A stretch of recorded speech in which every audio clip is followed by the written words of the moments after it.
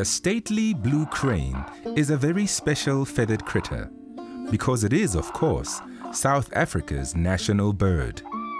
And in the Xhosa and Zulu culture, it is often associated with warriors and royalty. Twane Clark runs the Carkloof Conservation Centre near Howick in KZN. The Carkloof Conservation Centre was open to show that conservation and agriculture can be mutually inclusive. So much of crane's natural habitat has been turned into farmlands in the past that many of the species are under threat. The recent counts is about 300 wattle cranes left in the whole of South Africa, so they are critically endangered.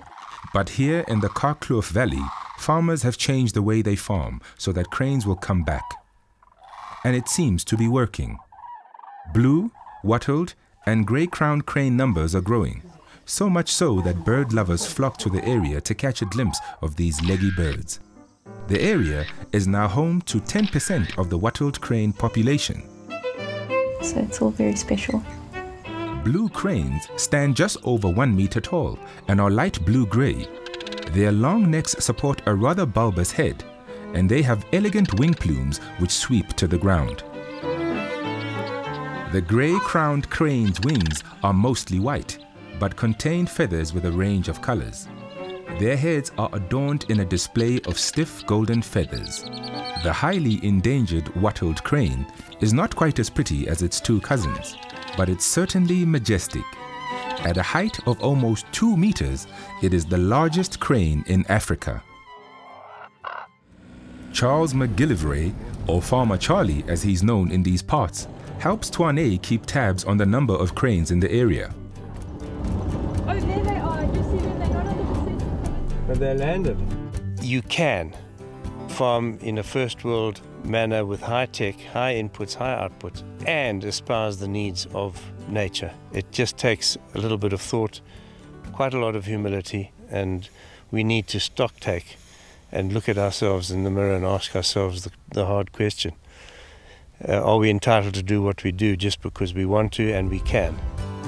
One of the things Farmer Charlie and his fellow farmers do to make life better for the cranes is to use a no-till technique to grow their crops.